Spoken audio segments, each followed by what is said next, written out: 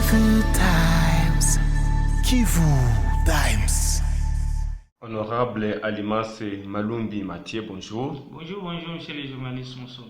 Vous avez initié une interpellation contre le ministre provincial de l'Intérieur sur le dossier Minembwe. Êtes-vous satisfait? J'ai initié une interpellation auprès du ministre en charge de l'Intérieur. Il est venu, il a présenté sa défense, il a dit ce qu'il avait dit. Être satisfait ou non, ça dépend de quoi? De mon entendement. Mon entendement, donc, c'est que j'avais demandé au ministre. À moitié, je suis satisfait parce que le ministre s'est exécuté. Il a fait ce que moi j'avais demandé dans mon interpellation. Qu'est-ce que vous avez demandé? Exactement, j'avais dit au ministre d'annuler son PV d'installation qu'il est allé faire à Minembwe. Il est allé à Minembwe, il est parti à Minembwe, il a fait un document officiel, un document administratif, un document qui installe un bourgmestre. Alors ça, ce n'est pas correct. Pourquoi ce n'est pas correct? Dans la République démocratique du Congo et à notre province du Sud Kivu, et particulièrement à Fizi, il y a beaucoup de communes qui ont été érigées, des agglomérations érigées en communes. Alors, comment lui, ministre, doit se permettre d'aller faire une seule installation au lieu d'installer l'ensemble de tous les bourgmestres? Ça, c'est entorse, une entorse. C'est une faute, c'est un défaut. Alors, c'est ce que nous, on n'a pas voulu. Si on va installer les bourgmestres, c'est l'ensemble des bourgmestres dans la province, dans le territoire et un peu partout. Ce n'est pas encore fait, mais lui se précipite, il va à Minembwe, il installe un bourgmestre. Alors, c'est là qu'on a fait l'interpellation, à ce qu'il vienne, il nous explique les tenants et les aboutissants donc, de son installation. On a été satisfait parce que le ministre a réagi positivement à mon interpellation et il a annulé ce PV-là. Mais il n'a pas annulé la commune.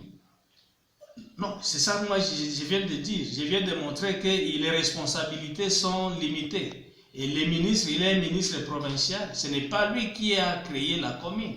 La commune est créée à une autre instance. Mais lui, ce qu'il a fait, il a fait l'acte administratif d'aller faire l'installation. Donc les PV, c'est ça que moi j'avais demandé d'annuler. Pour ce qui est maintenant de la commune, annuler la commune, ce n'est pas à sa compétence. Ça, c'est la compétence supérieure. On doit adresser ça au ministre de l'Intérieur au niveau de Kinshasa. On doit s'adresser au Premier ministre qui a fait le décret qui a érigé ce village-là en commune. Ce n'est pas la compétence du ministre. Et c'est ça mes recommandations. C'est ça mes recommandations. Quand le ministre est venu se présenter ou présenter c'est quoi ses défenses, moi j'ai formulé mes recommandations. Et parmi mes recommandations se trouve ça. J'ai dit que nous devons entamer, l'Assemblée ici, l'Assemblée doit entamer une démarche de solliciter l'annulation du décret du Premier ministre qui a érigé le village là en commune. Voilà, pourquoi vous insurgez contre cette commune? Ah, ça c'est grave. Dire s'insurger, ça ce n'est pas correct. On ne s'insurge pas. Il y a une procédure. Si vous dites s'insurger, nous vous disons qu'il y a des textes qui réglementent comment on arrive à avoir une commune. Mais s'il y a vice de procédure, on ne respecte pas la marche normale. Pour être en troisième primaire, on commence par la première, la deuxième. Mais vous quittez directement de zéro en troisième.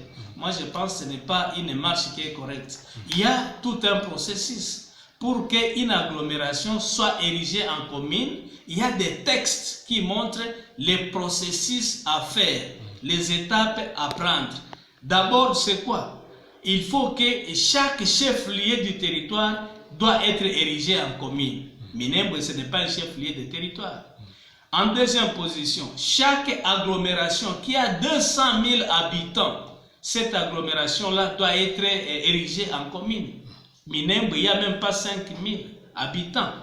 Et on dit ça doit être une demande du ministre ayant l'intérieur, du ministre national, qui a l'intérieur en charge. C'est celui qui fait le processus. Ça, c'est une autre étape, un autre niveau. Et finalement, c'est l'Assemblée provinciale qui fait un avis favorable, l'avis conforme. Mais ici, l'Assemblée du Sud Kivu n'a pas enregistré, n'a pas, comment voulais-je dire, n'a pas accepté que Minembwe soit érigé en quoi? En commune. Parmi les villages que l'Assemblée ici, du Sud Kivu, avait accepté que ces agglomérations soient érigées en village, Minembwe n'est pas sur la liste. Voilà encore une autre entorse, donc une tricherie, une fraude qui a été faite, on ne sait pas à quel niveau. Parce que c'est la liste de l'Assemblée provinciale, les agglomérations qui ont été retenues par l'Assemblée provinciale, ce sont les agglomérations qui devaient se trouver sur le décret du Premier ministre. Mais curieusement, ou dire malheureusement, et on voit sur la liste, sur le décret du Premier ministre, les noms de Minembwe, mais qui n'est pas sur l'avis conforme de quoi? De l'Assemblée provinciale. Chose drôle, s'il vous plaît. Chose drôle, c'est quoi? Le décret là du Premier ministre dit ceci, vit l'avis conforme de l'Assemblée provinciale. C'est ça le grand problème. Vit l'avis conforme de l'Assemblée provinciale. Et pourtant, l'avis conforme de l'Assemblée provinciale du Sud Kivu ne reprend pas Minembwe pour être érigé comme commune. Voilà. Honorable, il y a des défis sur le plan administratif dans nos territoires, c'est un peu partout. Est-ce que vous pensez que ce n'est pas important vraiment d'ériger cette commune en commune? Quel défi par exemple? Il y a le problème d'accéder à avoir des documents administratifs, par exemple les mariages et tout ça.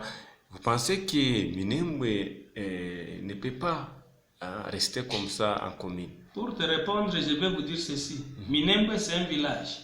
C'est un village, ce village-là est habité par plusieurs communautés ou tribus. Il y a les Bafuliro qui sont là-bas. Il y a les Banyindu qui sont là-bas. Il y a les Babembe qui sont là-bas. Il y a les Banyamulenge qui sont là-bas. Est-ce que toutes les communautés-là, ils demandent la commune-là? Ça, c'est une des questions aussi à se poser.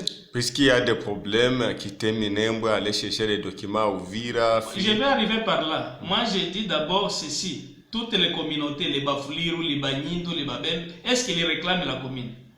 Oui. Ils réclament ça? Je ne sais pas. Tu ne sais pas. Alors, je vais vous dire maintenant ceci. Pour ce qui est de rapprocher les administrés aux administrants, ça ne pose pas problème. Pourquoi ça ne pose pas problème? Ça, c'est un village. Un village est géré d'abord par le chef du village. Le village là se trouve dans un groupement. Il y a un chef de groupement de ce village-là. Il y a tout un secteur, le chef de secteur. Il y a quoi? Il y a un chef de poste d'encadrement administratif. Mais qu'est-ce qu'on veut en plus de cela? S'il y a un problème administratif, le chef, on appelle chef de poste d'encadrement administratif. S'il y a des dossiers administratifs à arranger, mais c'est juste le chef de poste là. Et il est basé, il est situé, il est localisé, il vit même là à Minembwe. Quel problème qui dépasse la compétence de ce chef d'encadrement ou ce chef de poste d'encadrement administratif? Il est là, il représente l'administrateur, il représente toutes les autres autorités. Donc il a la possibilité, la capacité, il a la responsabilité de délivrer tous les documents nécessaires que la population peut en avoir besoin. Voilà, honorable, pour terminer, vous avez clôturé votre interpellation et d'une partie vous êtes satisfait. Qu'est-ce que vous pouvez proposer pour que cela n'arrive plus au Sud Kivu? Mais nous allons dans un état de droit. Qu'est-ce qui pour que cela ne puisse plus revenir au Sud Kivu? Nous sommes dans un état de droit. L'état de droit, c'est quoi? C'est respecter les textes. Nous sommes les députés. C'est nous qui votons les lois. Mais s'il y a quelqu'un qui vient, il viole nos lois que nous, députés, avons votées, soit au niveau national, soit les édits, ici au niveau provincial. Vous voulez qu'on se comporte comment? On laisse passer comme ça? Moi, je pense non. les lois doivent être appliquées. Il y a les règles, il y a les règlements. Le pays est géré par la Constitution. La Constitution, c'est quoi? Ce sont les lois du pays. Alors, quand quelqu'un il vient, il fait ce qu'il fait, il ne veut pas respecter les lois, moi je pense qu'il faut commencer à revenir à la loi. Commençons maintenant à revenir à la loi. Réfléchissons d'une manière là qui est convenable. Donc, l'état de droit, c'est quoi? L'état de droit, c'est commencer à respecter nos lois à nous. C'est nous qui faisons ces lois pour l'intérêt de notre pays, pour l'intérêt de la population. Alors, nous devons respecter ce que nous-mêmes avons donné comme loi et qui va régir, qui doit gérer le pays. Le pays est géré sous le régime de loi. On ne fait pas n'importe quoi dans un pays, mais dans tout pays qui respecte, on fait quoi? On suit les règlements et on applique. Voilà. On applique tous les règlements possibles pour la bonne gestion d'un pays. Voilà, à l'immense Mathieu, nous disons merci. C'est moi qui vous remercie. Kivu Times. Kivu Times.